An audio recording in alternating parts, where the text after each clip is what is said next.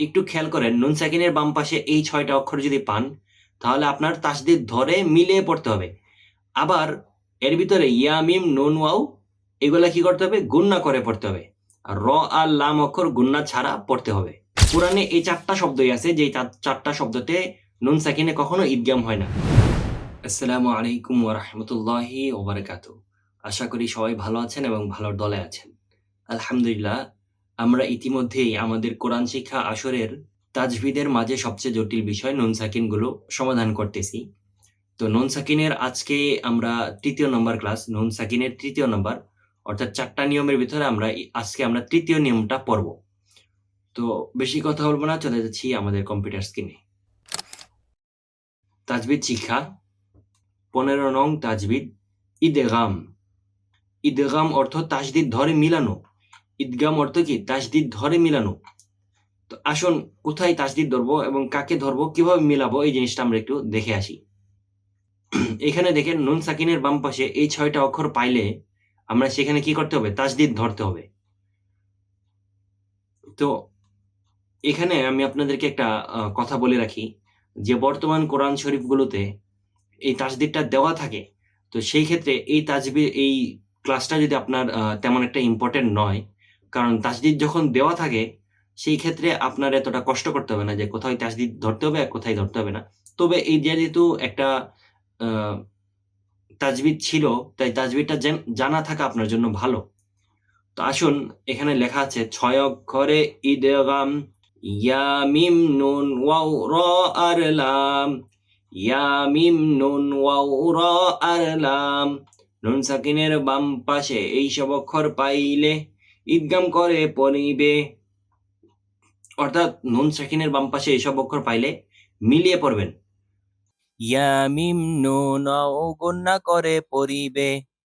এখানে ইয়া মিম নুন ওয়াও এগুলা কি করতে হবে? গুণনা করে পড়তে হবে। র আর লাম অক্ষর গুণনা ছাড়া পড়িবে। একটু খেয়াল করেন, নুন সাকিনের বাম পাশে এই 6টা অক্ষর যদি পান তাহলে সেগুলো মিলিয়ে পড়তে হবে, তাসদিদ ধরে মিলিয়ে পড়তে হবে। একটু খেয়াল করেন, নুন সাকিনের বাম পাশে এই 6টা অক্ষর যদি পান তাহলে আপনার তাসদিদ ধরে মিলিয়ে পড়তে হবে। আবার এর ভিতরে ইয়া মিম নুন ওয়াও এগুলা কি করতে হবে? গুণনা করে পড়তে হবে। আর র আর লাম অক্ষর গুণনা ছাড়া পড়তে হবে। তো এখানে আপনাদেরকে একটা ছোট্ট করে আমি একটা সহজ টেকনিক বলে দিই। সেটা হচ্ছে, আমরা কিন্তু পড়েছি নুনে মিমে তাসদিদ গুণনা করা ওয়াজিব। অর্থাৎ আপনি যখন নুনে এবং মিমে তাসদিদটা পাবেন নুন সাকিনের বাম পাশে, সেটা কিন্তু অটোমেটিক আপনি গুণনা করবেন। তো এখন বাকি রইল ইয়া আর ওয়াও। তো এটা শুধু মনে রাখলেই চলবে যে ইয়া ওয়াও এ যদি আপনি তাসদিদ পান তাহলে গুণনা করতে হবে। কখন তাসদিদ পাইলে? নুন সাকিনের বাম পাশে ইয়া ওয়াও পাইলে গুণনা করে পড়তে হবে। আর নুন ও মিমে তাসদিদ গুণনা করা ওয়াজিব। আর র আর লাম অক্ষর এগুলা এমনিতেই পড়বেন নরমালি। তো আসুন, সেটা আমরা কিভাবে পড়বো দেখি। মা, মা মিলবে ইয়ার সাথে মাই। এখানে একটু খেয়াল করেন আর একটু, যে সাকিনের বাম পাশে যখন আমরা তাসদিদ পাবো, সাকিনের পাওয়ারটা তখন কমে যাবে, তখন পাওয়ারটা বেশি থাকবে তাসদিদের। যদি চম্বুকের সাথে তুলনা করেন, যে যে সাকিন একটা চম্বুক, তাসদিদ একটা চম্বুক, তো তাসদিদ চম্বুকটা একটু পাওয়ার আর সাকিন চম্বুকটা একটু কম পাওয়ার। যখন হারকাতটা সাকিনের সাথে মিলতে যাবে, তার বামে তাসদিদ থাকার কারণে তখন সে সাকিনের সাথে না মিলে সরাসরি তাসদিদের সাথে মিলে যায়। তো আসুন দেখি, মা, মা মিলবে ইয়ার সাথে মাই। এই যে নুন সাকিনে বাম পাশে ইয়া অক্ষর পাইলেন, এখানে গুণনা করতে হবে এবং কি করতে হবে? তাসদিদ ধরতে হবে। যেহেতু তাসদিদ দেওয়া থাকে কোরআনে, তাই আর তাসদিদ ধরতে হবে না। মা, মা মিলবে ইয়ার সাথে মাই, ইয়া। নুন সাকিনের বাম পাশে ইয়া অক্ষর পাইলে ইয়ার উপর তাসদিদ ধরে গুণনা করে পড়তে হয়। ইয়া মাইয়া শা। এক আলিফ মাদের বামে গোল হামজা পাইলে 4 আলিফ টানতে হয়।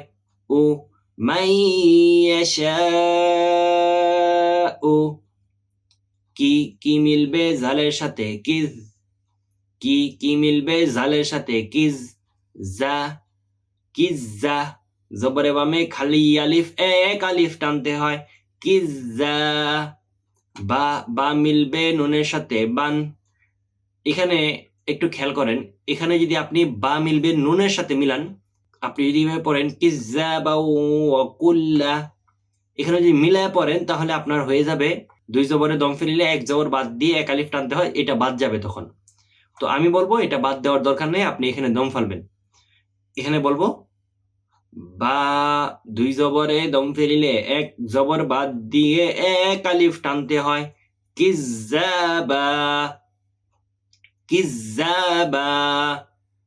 ওয়া কু মিলবে লামের সাথে কুল, ওয়া কুল লা ওয়া কুল্লা কিজ্জাবা ওয়া কুল্লা। মি মিলবে রয়ের সাথে মির, এখানে নুন সাকিনের বাম পাশে র অক্ষর পাইলে রয়ের উপরে তাসদিদ ধরে গুন্না ছাড়া পড়িবে। মি মিলবে রয়ের সাথে মির, র মিলবে বায়ের সাথে রব, মির রব্বি মির রব্বি মির রব্বি। আজকে যে পড়াটা আমরা পড়েছি সেটা একটু জটিল প্রকৃতির, তবে সহজ করে মনে রাখার জন্য আমি বলবো যে নুন সাকিনের বাম পাশে ইয়া ওয়াও পাইলে তাসদিদ ধরে গুন্না করে পড়তে হবে। এই অংশটা যদি আপনার মনে থাকে, আর বাকি কোথায় তাসদিদ ধরতে হবে, কোথায় কি করতে হবে না করতে হবে সব জায়গায় তাসদিদ দেওয়া থাকে, ওইগুলা গুন্না না করলে চলবে।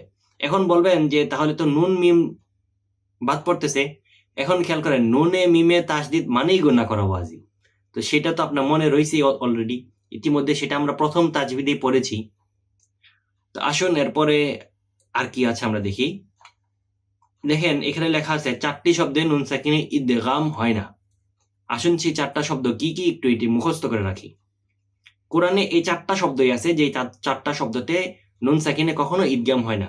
বলেন কিনওয়ানুন, সিনওয়ানুন, বুনিয়ানুন, দুনিয়া। এটা এভাবে মুখস্থ করবেন, প্রথম দুইটা পরের দুইটা।